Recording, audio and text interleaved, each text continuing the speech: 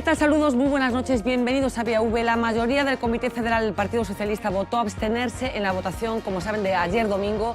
Otra cosa es qué va a pasar con el Partido Socialista en el futuro más inmediato. De eso vamos a hablar esta noche. Para empezar, nos detenemos aquí en Galicia. ¿Qué cicatrices ha dejado la crisis en Galicia? Hablamos de innovación. El 60% de las empresas desaparecieron durante esta crisis económica. Arrancamos.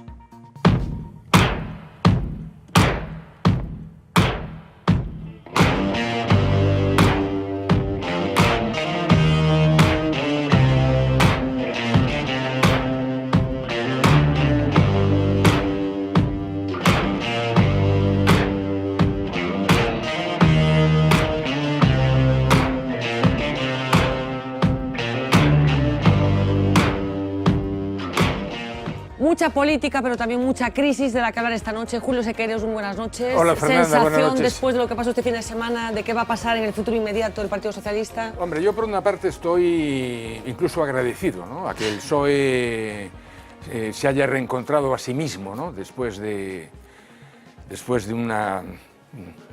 una etapa que son 5 años. Encontrado a sí mismo. Sí, es decir, un partido de orden, un partido que se puede contar con él y un partido que, optando por la abstención, abandona todos aquellos titubeos o tentaciones antisistema que por lo menos bajo mi punto de vista tuvo en los últimos 5 años, ¿no? Toda la legislatura del señor Rajoy y el año que también, digamos, está prácticamente perdido y que el haber perdido ese año no nos va a salir gratis. Adina Dumitru, muy buenas noches. Muy buenas noches. Titubeos antisistema, dice Julio Sequeiros. ¿Tienes la misma percepción de lo que ha pasado con el Partido Socialista en los últimos años? No, no tengo esa percepción, pero sí tengo la percepción de que esto era predecible. Hace unas semanas ya hemos visto que esta era la dirección que iba a tomar el PSOE.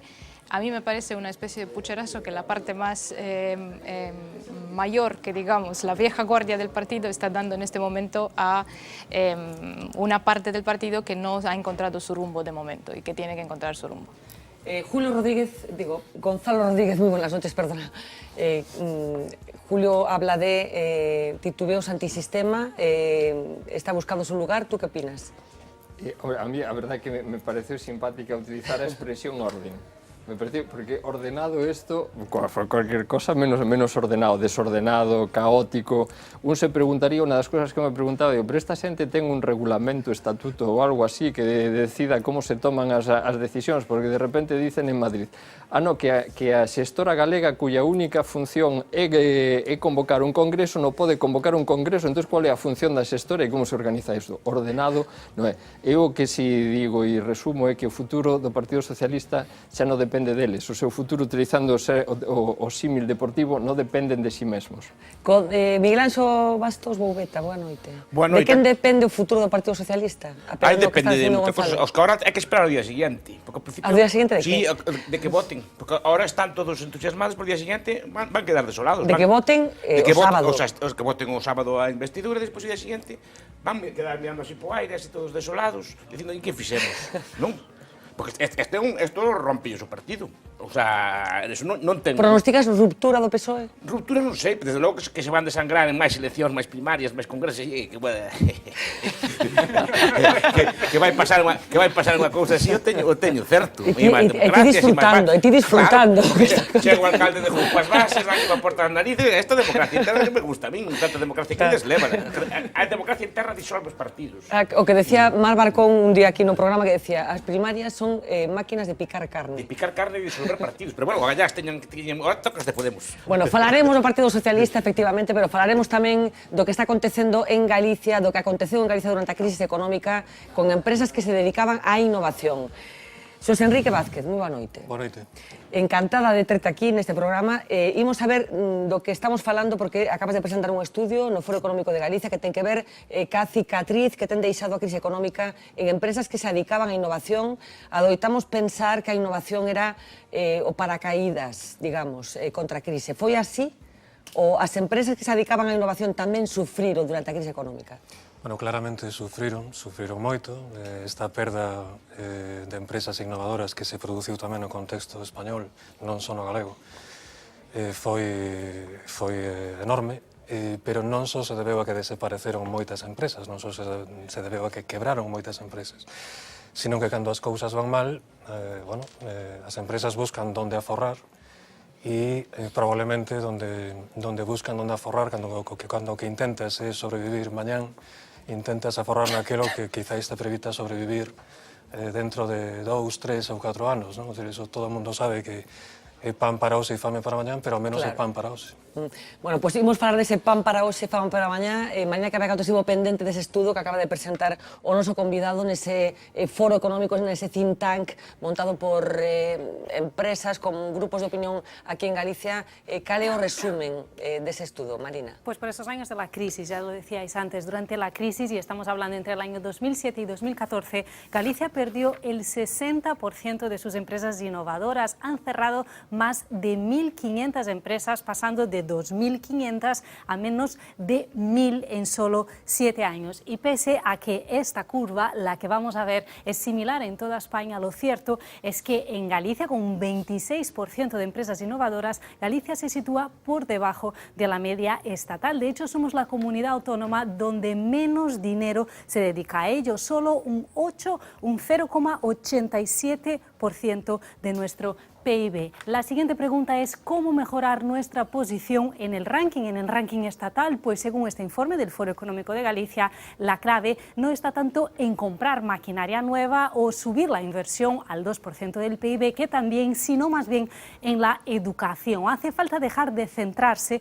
solo en las capacidades cognitivas y en los informes PISA, por ejemplo, y dedicar más tiempo a desarrollar otras cosas. Hablamos de la educación no cognitiva y que tiene, por ejemplo, que ver con el pensamiento crítico, la empatía, la motivación, el autocontrol o la autoestima. Y a un enfoque equivocado en la educación se suman también otros obstáculos, porque según los empresarios gallegos sigue siendo difícil innovar. La primera dificultad tiene que ver con esto, con el coste económico, al que se suma también la incerteza del mercado, así como la dificultad para encontrar socios de cooperación. Eso quizás explica por qué las pequeñas empresas innovan poco y son las que tienen más de 100 empleados, aquellas donde se registran más cambios en innovación. Las más grandes tienen más capital, pero también sistemas que les permiten estar siempre informadas de las nuevas tecnologías disponibles. Es difícil calificar y catalogar este tipo de empresas, las empresas que aplican técnicas de I+D, y fue por eso que la Comisión Europea identificó 6 tecnologías facilitadoras esenciales, que son las que están asociadas a una empresa innovadora. Incluye, por ejemplo, entre otros, el uso de materiales avanzados, la biotecnología o nuevos sistemas de fabricación. Y una curiosidad, en este escenario, un 17% de las empresas de nuestra comunidad indican tener alguna de esas competencias. ¿Y cuál es la más utilizada en Galicia? Pues son las técnicas avanzadas de fabricación. Pero ¿cómo podemos crecer? ¿Hacia dónde debe ir el futuro? Pues según el Foro Económico de Galicia hay que apostar en 3 áreas. La primera tiene que ver con la educación de las capacidades cognitivas, pero también de las no cognitivas, para crear una conciencia, dice el Foro Económico, de inversión e innovación en nuestra sociedad. La segunda apuesta debería ser conectar los agentes de innovación, tanto en Galicia como en el Estado o a nivel internacional. Y por último, hace falta implementar sistemas de control y seguimiento de las políticas que vaya más allá de la parte administrativa y que midan también la eficacia y la eficiencia, Fernanda, de las inversiones. Gracias, Marina. Xosé Enrique, levamos 8 anos falando de innovación, de que a solución á crise é apostar por alternativas ao convencional. Por que hai que innovar? E é realmente tal panacea en relación co que está acontecendo? Porque pode haber xente que nos está escoitando que diga, xa están estes falando do mesmo de sempre, que a innovación, o I+D, facer as cousas dun xeito distinto, pero eu estou na miña casa, que teño que facer? O sea, realmente é así ou forma parte un pouco do discurso oficial alternativo á crise? Bueno, realmente o máis importante para unha economía é a productividade.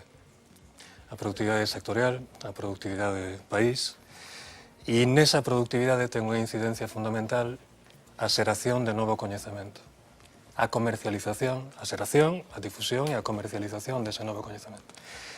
Se ti me contratas a min para cavar unha leira e eu te digo, bueno, pues son 3 horas, Fernanda, e te cobro 15 euros. Eso quere decir que eu estou gañando 5 euros a hora. Sempre e cando, imagínate que ao principio pois eu fago coas miñas mans, un culler. Se en lugar de facelo coas miñas mans e un culler, poido facelo con un sacho, e probablemente te siga cobrando 15 euros pola mesma cantidad de superficie, pero igual o fago nunha hora e te cobro os 15 euros. Agora xa non cobro 5 euros a hora, cobro 15. É dicir, a incorporación de bens de capital me permite aumentar a productividade e ese incremento de productividade é o que xenera riqueza. Unha riqueza que logo a que podemos utilizar para, eso que de todos tan querido, menos de Miguel, que é o estado de benestar. Claro, Miguel estaba sentindo mentras ti estabas falando, pero eu insisto en tratar de trasladar estes discursos a xente que nos está escoitando, que probablemente leva 6 anos ou non fastidiado, ou que escoita este tipo de mensaxes, pero que non sabe como se traduce isto, como se aplica isto á economía real, a xente que quere facer as cousas de outro xeito, como? En primeiro lugar, non hai receitas. Partamos de aí, non? Non hai, se houbera unha receita, se fora algo tan sinxelo como decir, investimos o 0,84, 0,87% en I+D, vamos a subirlo a 1% e xa está. Isto non funciona así, porque a innovación é un proceso secuencial, acumulativo, dependente dos esforzos que teñas feito no pasado, e por iso, dentro do Foro Económico de Galicia, falamos de temas que teñen moito que ver con cuestións estructurais, con reformas institucionais, e falamos tamén de como estimular os cambios sectoriais, como favorecer que a poboación ocupada se vaya trasladando dende sectores menos productivos a sectores máis productivos. Entón, non é unha cuestión de tan só de poñer diñeiro encima da mesa, sino tamén de conceptualizar estes procesos como algo máis que un descubrimento. Un descubrimento en sí mesmo non sirve para nada. A ver, sectores máis productivos, cales serían? Os intensivos en coñecemento. Isto quere decir que non falamos só de microelectrónica e biotecnoloxía, que son os sectores que normalmente un lle poden vir á cabeza. Un sector intensivo en coñecemento poden ser algunhas partes da cadea de valor do noso sector do automóvil, pero non todas. Poden ser algunhas partes da cadea de valor do sector farmacéutico, pero non todas. Poden ser incluso algunhas partes da cadea de valor do sector pesqueiro. É dicir, cando un pensa no sector pesqueiro, só pensa nun barco con xente pescando e traballando, pois, cando ven a pesca, 48 horas se fai falta. Bueno, ao redor dun barco hai un montón de coñecemento que ten que ver cos sistemas de descartases, coa óptica para identificar os peixes, cos sistemas tecnolóxicos para pescar, co propio barco, non? Hai un montón de coñecemento ao redor disso. E como se introduce ese coñecemento? Porque pode haber un risco nese discurso que trasladar a carga da proba, digamos, a xente que ten que emprender. Como se traslada ese discurso a xente que está tratando de montar algo? De dúas formas. É a administración a única que pode mobilizar isto ou hai algo que se pode facer dende a iniciativa privada, digamos? A administración pode facilitalo. Como? A través de reformas institucionais que permitan non tanto dar un apoio, non tanto poñer unha habitación a alguén para que poida traballar cando quere montar unha empresa, sino liberar o seu potencial. Desde o Foro Económico de Galicia creemos que é importante liberar esa capacidade, ese potencial. Como? Pois tocando institucións concretas do noso entramado político-económico que teñen que ver pois desde a facilidade para crear e cerrar empresas, a facilidade para introducir flexibilidade no noso marco laboral, na dirección da flexiseguridade, na dirección dos trámites que teñen que ver coas relacións coa administración, etc. A ver, espera, es que Miguel Anxo Bastos está a punto de estopar. Teño que deixar que fale. A ver, por que estás tan contento? Non, gusta porque estou escutando. A máis me gusta o concepto este que acaba de introducir ahora de que hai coñecemento en todas partes. Porque tal como se plantexaba aí, parece que só hai coñecemento na fotónica, na robótica, na tecnoloxía, e hai coñecemento nun hotel, hai coñecemento nun bar, hai coñecemento nun Pero como se introduce no pescador. sistema ese coñecemento? É moi difícil introducir por conocimiento tácito, non está articulado. É aprendizaxe por experiencia. É un conocimiento que ti non podes escribir nun libro como pescar e como descartar o peixe, como acaba de explicar perfectamente Kiki. Eso sabese porque aprendéchelo, tocaches o peixe moitos anos e sabes ver un peixe, sabe polo cheiro, sabes se o peixe é bo ou malo. E iso é un aprendizaxe que non se pode poñer nun libro e explicar. Como non se pode aprender a explicar como se monta en bicicleta, ou como xogar o fútbol, ou como bailar. Eso hai que facelo. E isto é algo que é tácito, e iso é un dos problemas que ten o conocimiento, que é tácito e hai que aprenderlo in situ, e ese conocimiento non pode ser exportado, e ningunha administración pode centralizalo. Concordas? Bueno, digamos que eu podo limitar a miña produción a facer, imaginados, pizzas congeladas, ou podo tentar, ademais de producir pizzas congeladas, producir unha variedade enorme de pizzas congeladas para abrir mercados. Sí. Xenerar variedade é máis caro, pero abre mercados e normalmente axuda a captar novos clientes e diso vai a innovación. Pero por que entón durante a crise tamén sufriron estas empresas? Porque podemos tender a pensar que se estaba tan axeitado o mercado, se non dependía tanto da fluctuación do que estaba acontecendo, que iban a sobrevivir ben, pero os datos que dades no informe son bastante descorazonadores, no sentido de que tamén nunha crise económica hai algo que acontece nestas empresas de innovación que tamén sufren. Por que? Sufren porque cando o que está en xogo é a facturación, tens que reducir costes de algún lado. E reducir custos, hoxe en día, en España en xeral, en Galicia en particular, bueno, digamos que os procesos relacionados, hoxe a un empresario, un directivo de preguntas, podría prescindir do departamento de producción? O normal é que diga non. Podría prescindir do departamento de vendas? O normal é que diga non. Podría prescindir dos cartos que destina a I+D+I? Si teño que facelo, antes acudo a eso antes que a outras cousas. E este é un dos motivos polos que a perda de empresas innovadoras foi tan importante. A hora de aforrar, busco de onde rascar. É moi grave a perda de empresas innovadoras, quero dicir, despois de facer ese traballo de análise da crise, sorprendeuche o resultado? Vamos a ver, isto é grave, é moi grave. O que ocorre é que non podemos resolver os problemas de innovación nin de productividade en 6 meses, nin en un ano. Martina acaba de citar 3 das mensaxes que trasladamos no documento. Bueno, un deles ten que ver coa formación de habilidades non cognitivas e coa distribución das cognitivas. Iso non é para resolver os problemas o ano que ven. Estamos falando de medidas estructurais, algunhas delas, sobre todo as que teñen máis que ver con reformas institucionais, por exemplo, que teñen que ver coa educación, sí, e outras que teñen efectos máis de medio prazo.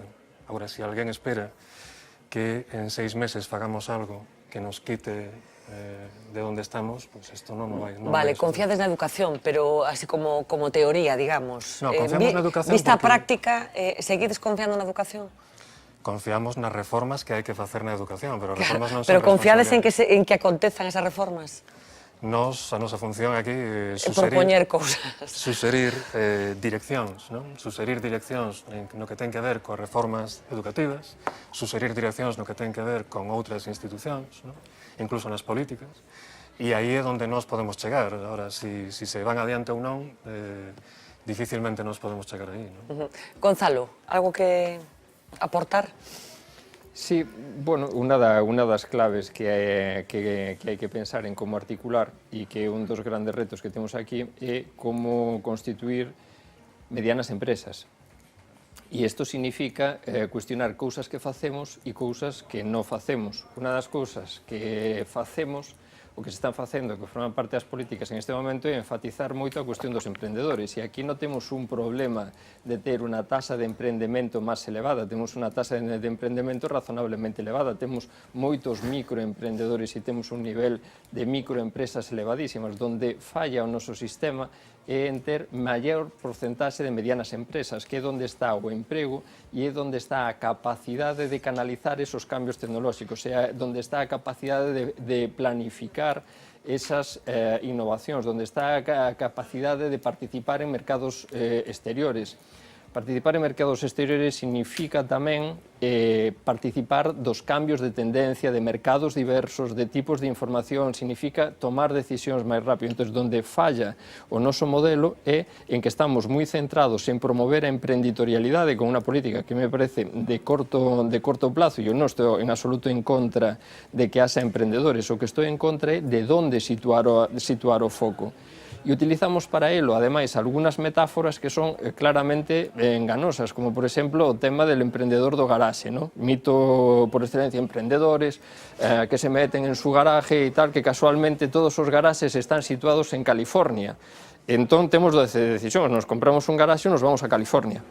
E están en California porque unha parte da innovación, unha parte da productividade das empresas, productividade é facer máis con menos, por decirlo así, de un modo impreciso, pero que nos sirva para entendernos, é que a dotación de capital público que existe en California en educación, en redes de comunicación, en portos, en infraestructuras, fai que as empresas que están ali situadas teñan unha competitividade maior. As oportunidades as construímos colectivamente, non as construye el empresario, as construímos colectivamente entre todos. Entón, en esa dotación de capital que construímos colectivamente, generamos unha oportunidade que temos que efectivamente facilitar que as empresas trasladen, e quen máis está capacitado son as medianas empresas. Por tanto, a miña crítica era que o foco do problema estaba errado. Porque como sería, hai un perfil de un emprendedor galego? O emprendedor galego diferente ao emprendedor francés ou emprendedor catalán? O noso emprendedor tipo un pouquiño maior que o español, que a media española, ten sobre 40 anos, ten experiencia, é dicir, como di Gonzalo, non ten nada que ver con un chaval ou unha chavala de 23 anos que monta algo nun garaxe, non ten nada que ver con iso, sino que, bueno, é un varón de uns 40 anos con experiencia profesional. Previa. De empresa, o sea, traballado por conta allea, digamos. Sí, e en boa medida, nesta crise, digamos que, bueno, apareceu unha grande oportunidade que eu creo que non aproveitamos suficientemente ben, na cantidade de profesionais con moita experiencia, con moi boas ideas, asociados, ademais, a sectores tecnolóxicamente dinámicos, que podíamos ter, ou que podemos aínda empuxar, ¿no?, para que emprenden, ¿no?, si eles queren, por suposto. Julio. Hombre, yo te preguntaría algunas cosas, ¿no? O sea, por ejemplo, en esta caída de la capacidad de innovación, el recorte de los fondos, por ejemplo, del asunto del Ministerio, ¿qué importancia tiene, ¿no? Otra cosa, digamos, es o sea, como te diría, más que pensar en las capacidades futuras que podemos tener en términos de innovación, el ver en el sitio en el que estamos. Así a bote pronto, sobre el 8% de las exportaciones españolas son tecnológicamente intensivas, digamos, frente a un 15 o un 16% de las importaciones. Hay otra cosa que lo conoces también como yo, que es el hecho de que la innovación es algo acumulativo a lo largo del tiempo. El que primero golpea 2 veces y 4 y 10, ¿no? Es decir, a mí me da la impresión de que hay un retardo tecnológico, y no solo en Galicia y en España, sino en todo el sur de Europa, que también hablas con expertos en estas materias e incluso aluden a que España e Italia son unas sociedades enormemente rígidas, cerradas, en donde al distinto se le expulsa, se le penaliza. Claro, se penaliza. Es decir, o sea, cosa que no ocurre, por ejemplo, en California. En California simplemente pasan de ti olímpicamente, sí, y de las extrañezas que puedas tener, sean en el terreno en el que sea. Es decir, a mí me da la impresión de que el tema de la crisis lo que hizo, pues lo que dices tú, digamos, aquí hay que reducir costes y hay que sobrevivir, y se empieza recortando por lo más prescindible.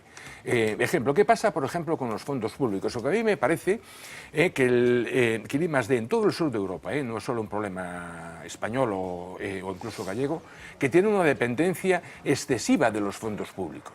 Y en el momento en que los fondos públicos se agotan o disminuyen, a partir de ahí se acabó la innovación. Es decir, no es respuesta a una necesidad interna de las empresas, sino que hay esta oportunidad, pues vamos a ver si amañamos algo. Y después, sobre todo, el tema, dice, hay una frase que está en El Príncipe, ¿no?, de Maquiavelo, que es impresionante, porque dice, él le dice al príncipe, le dice, mira, no hay cosa más difícil que innovar, porque las innovaciones chocan con todos los intereses creados en el statu quo vigente tal y como está, y tienen el apoyo muy ligero, muy condicionado de los que creen que en el nuevo status quo pueden salir ganando frente a la situación actual. Hombre, a mí me parece que el señor clava, ¿no? En 1530, me parece que es el texto, o sea, hace más de 500 años, que clava el gran problema que hay con la innovación. Julio plantea dos cosas que tienen que ver casi con las dos caras de la moneda. Por una parte, la rigidez del sistema que se protege contra lo diferente, digamos, y por otra parte, la dependencia del propio sistema. ¿Es así? Sí. O sea, el sistema se protege contra el que plantea cosas muy diferentes, pero por otra parte, el que quiere innovar también depende del sistema. Aquí sí. Es decir, nos esforzámonos o que podemos en explicar que temos que deixar de pensar na I+D+I como a empresarial. Aquí falamos da I+D+I empresarial, isto é importante. Sí. Como se fose responsabilidade tan só de GAIN, ¿no? Es decir, a Axencia Galega de Innovación. Isto é algo así como decir que a calidade nunha empresa depende do departamento de calidade, ¿no? Ou que as ventas dunha empresa dependen só das ventas do departamento de vendas dunha empresa. Por eso enfatizamos esas reformas institucionais. En realidade, a innovación en Galicia depende moito máis que dunha axencia.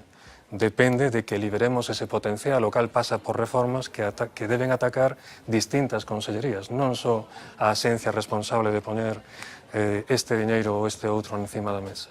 Depende diso, sen ninguna dúbida, o investimento é sempre importante, pero depende tamén de liberar ese potencial. E ese potencial só se pode liberar con reformas institucionais, ¿no?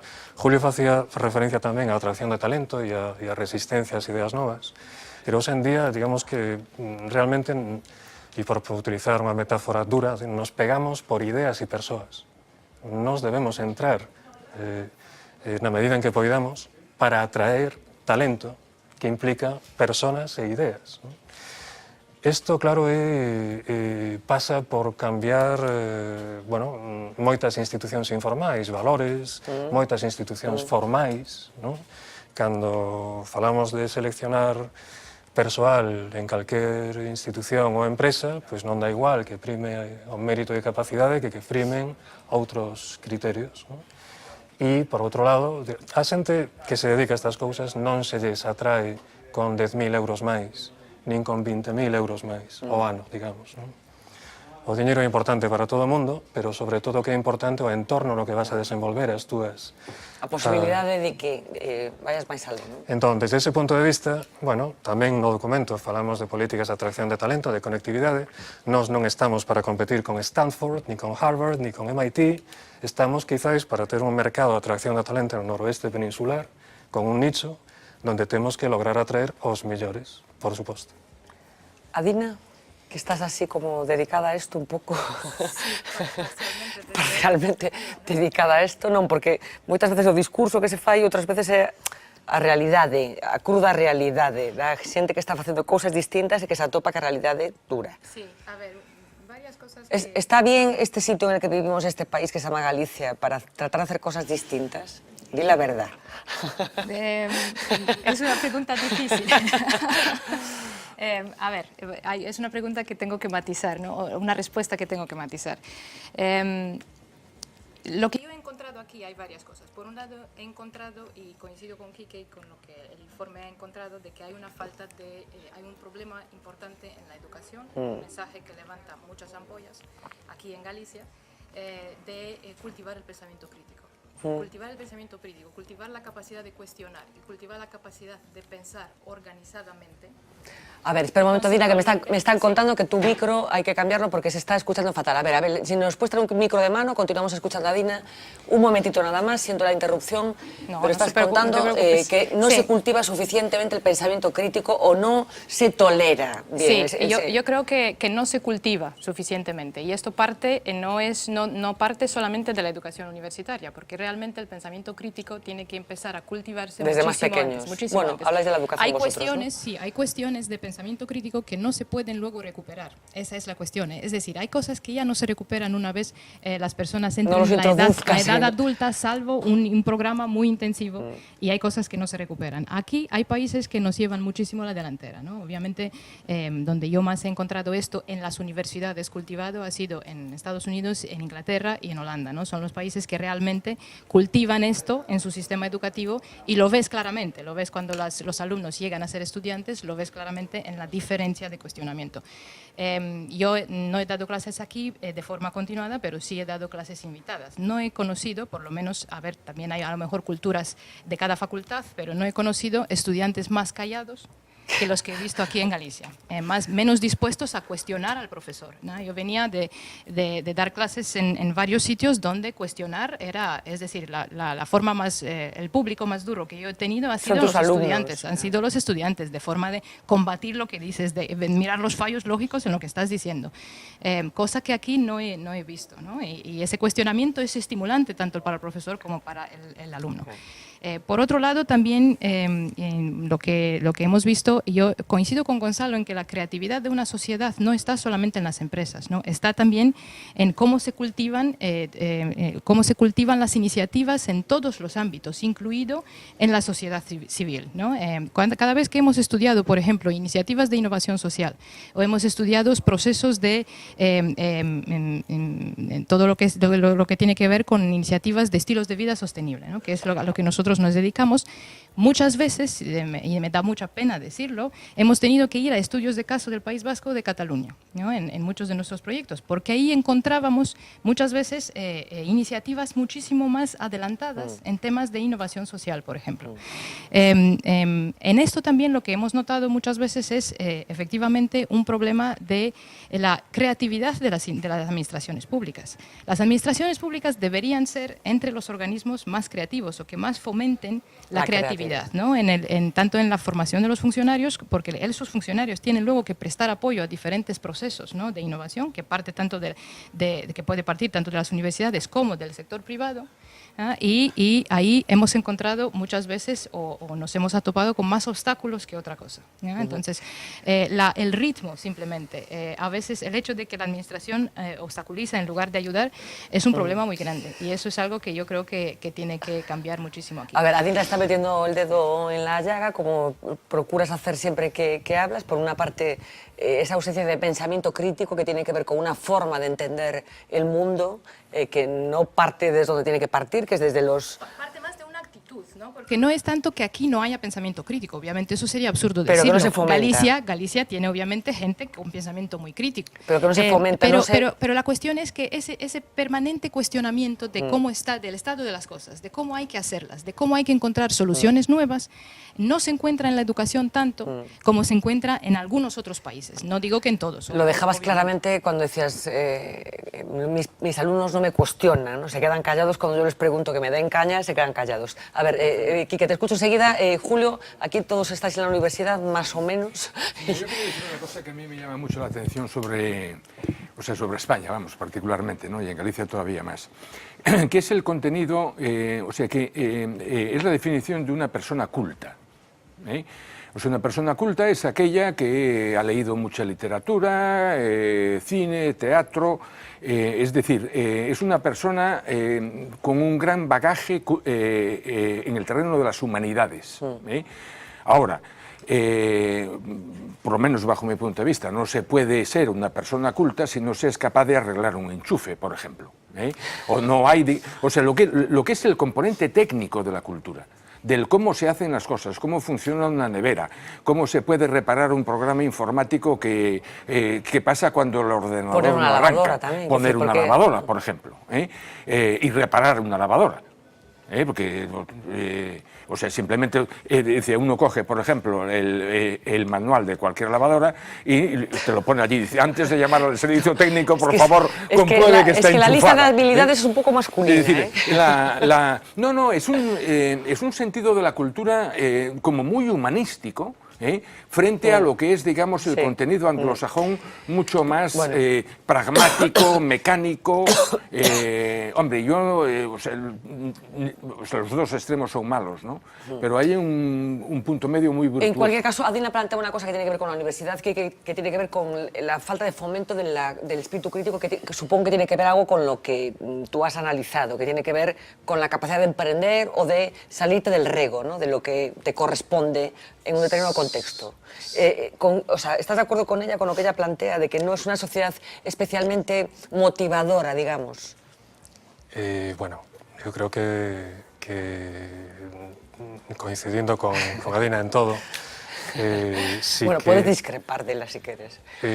No, pero coincido no que diga, máis nos exemplos que pon, dos países os que fala, pero, bueno, son dúas cousas. Primeiro, a innovación consiste en levar a creatividade ao mercado, o sea, Sí. necesitamos moito Pero máis... se educa eso, quero decir, ti tes un xeito, falades da educación no estudo, tes un xeito de provocar eso, digamos. Sí, sin dúbida, non? Bueno, non vamos a ser nós os primeiros que inventamos, non? De feito, a alguén lle deron o Premio Nobel hai algún tempo por demostrar como é a formación de capital humano ao longo de 30 anos, non? Nas persoas. Chámase Heckman. É dicir, que claro que influe os programas, por exemplo, de apoio aos nenos de 1 a 3 anos, pois que coa crise, por certo, desapareceron, pois teñen unha gran influencia na formación de habilidades non cognitivas sobre as que se asentan as cognitivas. E 30 anos despois de controlar un grupo, non? Estos son os estudos de Heckman, non? 30 anos despois, pois ves que o rendemento destos chavales pois foi significativamente mellor que o dos outros. Volvendo ao que decía Dina, bueno, creo que aquí temos que transformar creatividade en innovación, só con creatividade non chega, non? Pero é fundamental comenzar por aí, vale? É certo que aquí quizáis por razóns sociolóxicas, históricas, quizáis confundimos o espírito crítico co ánimo subversivo, e isto está... Ha sido un titular a noite. E, bueno, pero a pesar de todo, nos demostramos a nós mesmos, en canto sacamos o pé do noso lugar de traballo, que temos unha gran capacidade para introducir... Deberíamos ter máis, non? Para introducir novas ideas nos mercados. O que queremos é máis, non é un problema de si temos ou non, é un problema que queremos máis. E, obviamente, a universidade aquí ten un papel fundamental. O que ocorre que vai máis alá vai moito máis alá de como somos capaces de estimular a creatividade, non? Agora mesmo as universidades están sometidas a unha marcase extrema dentro do punto de vista externo e interno. E isto non facilita nin o emprendemento, e non só dos alumnos, dos profesores, non? Porque xa hai tempo que as empresas cada vez se acercan máis á investigación aplicada e a básica, non? Estas cousas de... Porque unha empresa non debería... Estou con amigos de centros tecnolóxicos, sempre me digo, a universidade debería dedicarse á investigación básica e as empresas á innovación ou a investigación. Bueno, en Xapón as empresas gastan máis en investigación básica que o sector público. E en Europa e en Estados Unidos o diferencial cada vez é menor. Debe haber algo aí, entonces, non? E, basicamente, o que hai detrás da investigación básica é unha formación de capital humano que permite estar atento á vanguarda do coñecemento e os fluxos de coñecemento internacionais, non? Miguel? A ver, que é moi interesante o tema. Teño moitas cousas que decir, intentarei así acortar. Home, claro, na crise é obvio que as empresas innovadoras son as primeiras que teñen que sufrir. Porque no ciclo austriaco que estudio eu da crise, as empresas sempre que están máis próximas ao consumo final son as menos afectadas e as que están máis ao principio da estrutura de produción, da estrutura de capital, son as que máis sufren. O sea, cuanto máis avanzado está o proceso productivo, sempre sistemáticamente son as que máis sufren. Entón, é de libro que iban a sufrir máis.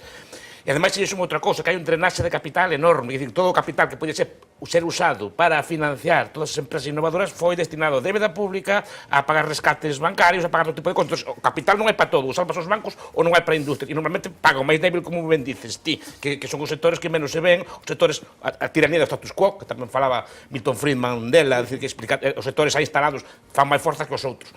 Pero do teu discurso, o que deduzco é unha cosa, que eres moi capital humanocéntrico. Centraste moito no capital humano, e na innovación, e na creatividade, e te esqueces moitas veces, ou veo que se esquece aquí neste debate, o capital físico.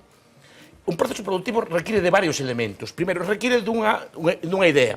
Algún científico inventa unha cousa, sondas hertzianas ou algunha teoría. Eso se transforma despois para algún inventor, algún creativo destos como os que traballades vos, en algún artefacto. Pero depois falta o terceiro, que é o principal, transformar ese artefacto nun ben de consumo de masas. E iso que falta? Porque pasa, fai falta capital. E sempre estamos creando cousas, inventando cousas, e depois non temos capital para financialas. E iso, como se financia o capital? Con aforro e, efectivamente, con menos gasto público. Se estamos con déficit do 6%, quer dizer, co 6% da riqueza nacional, en vez de ir gastada a estas cousas, vai gastada a gastos de consumo corriente. Por tanto, nunca se vai poder financiar estas cousas. Ou a un precio moi elevado, porque tens que competir con todo eso. E mentras non teñamos disponibilidade de capital, o sea, de aforros, disponibles para eso, por moitas ideas e cosas que, A ver, se nos Quique, ocurran, non vamos a ter falta nada. o último eslabón da cadea, que é o que está plantexando Miguel. O sea, Bueno, como que hai creatividade, pero falta o último, que é converter eso Pero sin nun dúbida, ben de sin- consumo. Sí, no, sin dúbida, non necesariamente non ben de consumo. Bueno, Non pode ser paso de normal, non vende capital, nunha máquina, ferramenta, non unha cousa. Bueno, de feito, bueno, para ilustrar quizá iso que susería Miguel, bueno, Alemanha é coñecida por ter unha estructura productiva moi sólida, de empresas, por certo, de tamaño medio, que ocurre que o seu tamaño medio supera os 250 traballadores, e moi forte en bens de equipo, ¿no? Mentras que os franceses e os italianos pois, son máis fortes na creación de marca en bens de consumo. Nós non estamos aquí para renunciar a nada, ¿no? Sino para bueno, intentar desplegar unhas políticas que, como sugerimos no documento, intenten xenerar novo coñecemento ali onde xa temos fortalezas previas, ¿no? Como, por exemplo, desde logo, aquí facemos bens de equipo, en Vigo e en Coruña hai empresas que se dedican a fabricar liñas de producción, automatismos, pero tamén fabricamos bens de consumo. Aí temos Pescanova, Fandicosta e un montón de empresas que non se trata de lesir, se trata de como introducir unha cantidade superior de coñecemento nesos novos produtos. Que quere dicir coñecemento? Quere dicir algo novo, ¿no? O sea, pode que algo novo relacionado non só coa tecnoloxía, por certo, como se susería ao principio, sino con métodos organizativos, con cambios, por exemplo, nos modelos de negocio. Algo que no que insistimos moito no documento é que somos cada vez mellores en actividades crecentemente obsolescentes. Cada vez somos máis productivos, pero en actividades cuyas tasas de crecemento de mercado están deteriorándose. Por exemplo? Por exemplo, bueno, vamos a poner un exemplo importante para Galicia, ¿no? Es decir, se eu hoxe traballo no sector do automóvil, estaría máis preocupado polos cambios no modelo de negocio que poden surdir no noso sector que por algo que xa levo facendo toda a vida e que ten que ver coa incorporación de novas tecnoloxías, hard, ¿no? Novos modelos de negocio, que quere decir? Novos modelos de negocio quere decir que como lle vai afectar ás empresas como PSA, como General Motors, que existan outras empresas como BlaBlaCars ou como Uber, ou van a ser constructores e vendedores de automóvil. Que vai a pasar co automóvil? Vai ser un ben para comprar, un ben para prestar, un ben... Xa. Y a eso yo solo quería añadir aquí, porque Miguel Anxo insistió mucho en el tema de que el proceso productivo supone terminar con un artefacto, ¿no? Pero efectivamente ese no es en Europa en este momento la economía por donde más competitiva se vuelve no es en la producción, ¿no?, de ese tipo de cosas, aunque también, pero se vuelve más en la producción de conocimiento, ¿no? Realmente lo que estamos produciendo cada vez más es conocimiento de funcionamiento de sistemas, de funcionamiento organizativo, de marcos, como el marco legislativo está cambiando, por ejemplo, en el tema del automóvil, ¿no?, está cambiando hacia un tema mucho más sostenible, al tema del coche eléctrico, al tema de compartir, ¿no?, el uso a un modelo de servicios, a lo mejor, en lugar de un modelo de consumo. Cada vez, claro, las ideas nuevas que se vuelven más importantes que realmente el artefacto, el conocimiento de cómo producir innovación en un artefacto determinado. Julio. Bueno, yo quería hacerte una pregunta, Enrique, que me lleva en la cabeza, digamos, años, ¿no? Es decir, o sea, frente a la tecnología y al I+D y a este tipo de cosas, yo creo que hay dos actitudes, ¿no? Una, intentar hacerlo nosotros mismos, y lo que se está haciendo, que es comprarla. Y yo creo que ahí hay un punto a partir del cual compensa fabricarla, en el caso de que puedas tener éxito en el futuro, o si no, comprarla, ¿no? Es decir, yo no estoy nada seguro que una política de I+D de amplio espectro, digamos, ¿no?, que no vaya dirigida, por ejemplo, en el caso de Galicia, pues, o sea, al tema de las medicinas, ¿no? Ahí hay un sector importante. Es decir, ¿por qué no comprarla frente a hacerla nosotros? Eu creo que non é unha disyuntiva, es decir, son estrategias que se complementan. Non hai ninguna empresa, eu non coñezo ninguna empresa, ni siquiera Toyota, ninguna empresa ten todo o coñecemento que necesita para ofrecer os bens e servicios que ofreza no mercado, ninguna, ¿no? Entón, desde ese punto de vista, por eso se fala tanto de innovación aberta, ¿no? De que necesitas socios, e por eso falamos tamén no documento, a necesidade de mellorar a conectividade interna e, sobre todo, tamén a conectividade externa. Necesitamos impregnarnos, ¿no? de novas ideas co exterior, ¿no? Ademais de favorecer a interna. Entón, desde ese punto de vista, non o vexo tanto como a disyuntiva, porque ao final o que sucede coas nosas empresas en Galicia, en España, no resto do mundo, é que defendendo das áreas tecnolóxicas nas que están presentes, algunhas van a poder desenvolvelas elas, o gallá, noutras van a ter que comprar, noutras aliarse con alguén, hai distintas fórmulas. Gonzalo, ten que ser moi breve porque temos moitas cousas das que falar. Alguna cousa para aportar? Dúas ideas volvendo ao modelo educativo en dúas ordes. Unha, cando os estudiantes chegan á universidade, a súa propensión creativa está basicamente definida. Entón, cando chega un estudiante e non participa en clase e ofreces esa oportunidade, é porque basicamente pasaron por experiencias de premio-castigo, ¿no? Si no dices a resposta correcta, te vou a castigar, vas a quedar exposto, vas a ser un perdedor, ese tipo de cousas. E entonces aquí os acostumamos durante anos e anos e anos a la respuesta correcta, a la respuesta dada, a la respuesta única. Ese é o noso sistema educativo, entonces non premia o interesarse por outras cousas, o buscar outras alternativas. O que pasa é que eu teño que confesar unha cousa, cando leí o informe, sorprendeume. Eu pensei que ser innovador era unha garantía contra a crise, pero non, Bueno, sí, claro que é. Por que dis que non? Por que entendeches? Claro, bueno, porque a ver, Miguel estableceu unha teoría previa, ¿no? Como que probablemente sean nun contexto de crise no que a xente se refuxia no elemental, digamos, ao final acaban sufrindo moito, ¿no?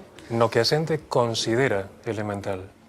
Pode que eu non este de Claro, acordo. non, eu probablemente tampouco, pero quero dicir, o sea, eu cando vin o dato das empresas innovadoras que pecharon durante a crise en Galicia é moi chamativo. Parece que era unha vacina, o sea, innovar en Galicia parece que era unha vacina contra o peche. Non foi unha vacina. No, a ver, tampouco ao revés. O que sucede, a ver, vamos a ver, eu creo que podemos botar unha ollada ao que sucede en Europa, e o que sucede é que aqueles países con un entramado empresarial tecnolóxicamente, desde o punto de vista de innovación, máis sólido, justamente son os que mellor aguantaron. Porque, claro, pero como sociedade, digamos. Como sociedade, por suposto, ¿no? Porque, bueno, non dependen de actividades volubles. Están situadas no mercado internacional e, por tanto, teñen unha posición internacional que lles permiten sobrevivir sólida. Nós estábamos nun proceso de mellora que intentamos recuperar, ¿no? Pero sufrimos un machetazo, ¿no?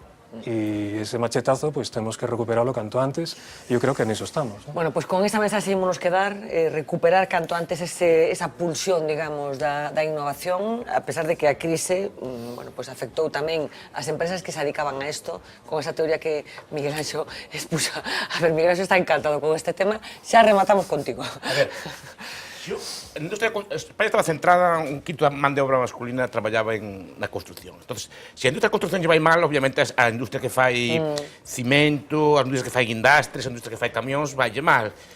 E a industria que fabrica componentes para fábricas de camións e componentes ainda lle vai peor. E as industrias que diseñan e pensan estas cosas ainda lle irá peor. Esa é a teoría do ciclo. Cuanto máis avanzado estés do ciclo final de consumo, máis vai sufrir unha empresa. Eso é o problema dunha crise. Entón, é previsible que esas empresas que se dedican a últimas etapas productivas sean as primeiras a sufrir, porque sufren sempre en todas partes. Bueno, quedámonos con esta idea. Xosé Enrique Vázquez, profesor de Organización de Empresas e Marketing da Universidade de Vigo, moitísimas grazas unha vez máis por acompañarnos esta noite, por este informe, por este estudo do Foro Económico de Galicia, bueno, advertindo de que sempre hai que fomentar ese espírito e tamén cas aportacións que teñen que ver con algo cultural, que probablemente a Dina tocou nun punto que todos percibimos, non? Que ten que ver cas cousas que se fomentan no ensino. Graciñas, de verdade, un placer.